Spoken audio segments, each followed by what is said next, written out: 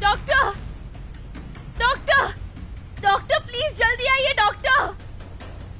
Doctor, doctor को बुलाइए ना। डॉक्टर, डॉक्टर कोई है? डॉक्टर प्लीज आप इसे देखिए ना। आई एम सॉरी टू से ये अब नहीं रही। She is dead.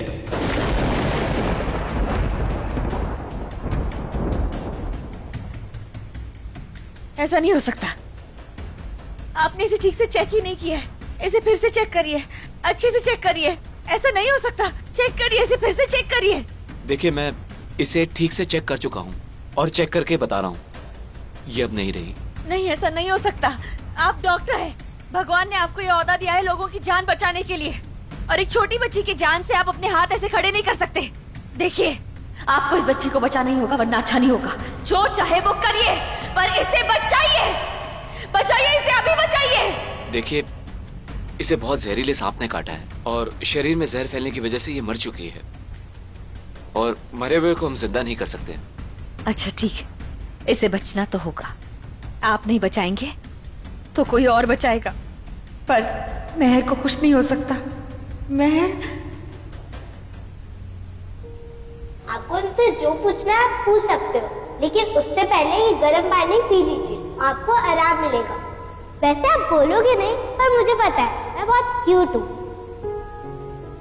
आप इतनी रोटी खाओगे, इतना घी खाओगे, तो थोड़ा तो होएगा ही ना।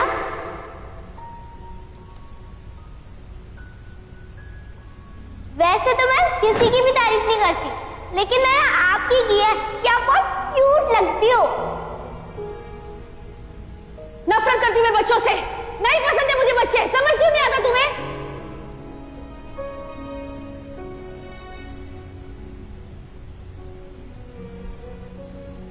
मेहर,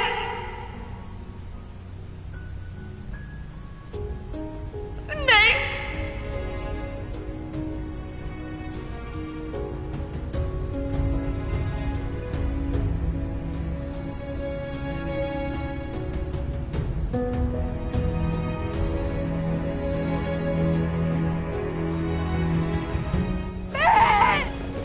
मेहर कहाँ है? मेरी बच्ची, मेरा जीवन घबरा रहा है। मुझे मेरी मेहर नहीं मिल रही।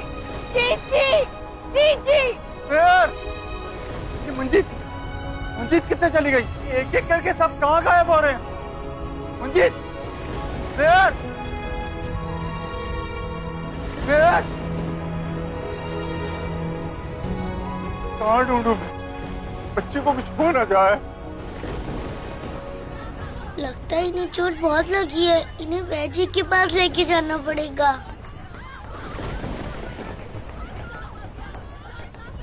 गोलू, लाओ मुझे तुम्हारा हाथ दो, मैं तुम्हें इस वस्तु पे बिठा के ले चलती हूँ। लेकिन आप क्यों हमें ले जाएंगे? सेवक तो आपके हम है ना। नहीं नहीं, तुम दोनों घायल हो। अगर तुम दोनों जल्दी से ठीक नहीं हुए ना, तो तुम दोनों मेरी सेवा कैसे करोगे? चुपचाप इस वस्तु पे बैठो, मैं तुम्हें ले चलती हूँ। नहीं नहीं, ये राजकुमारी पूर्विका का आदेश है। और मोलू, तुम, मैं इस वस्तु को धक्का मारूंगी, तुम मेरे पीछे धीरे धीरे चलते आना, ठीक है? आओ मोलू, बैठ जाओ आराम से। जी जी। मैं लब्बी सब जगह ढूंढ लिया सी, कितने ही नहीं मिली। किधर गई हमारी मेहर?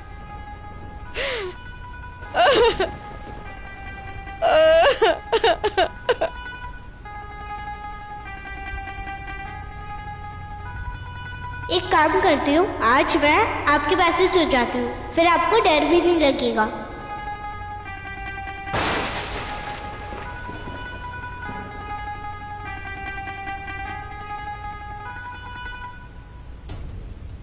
नागराज तक्षक, अब अपने आप को नागराज कहते हैं ना?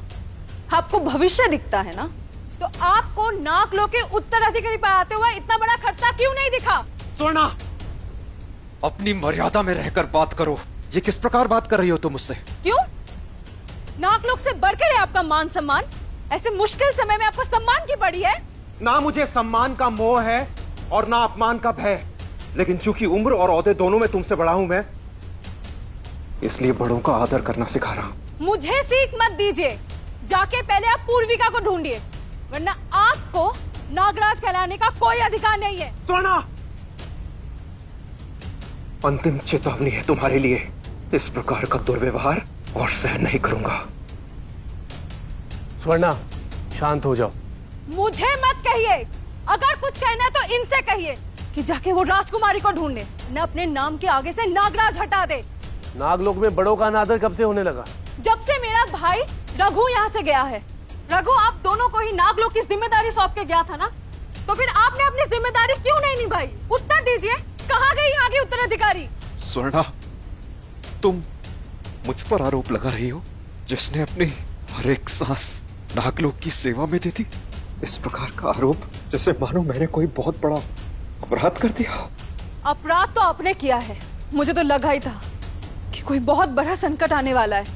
आ गया संकट, चली गई राजकुमारी।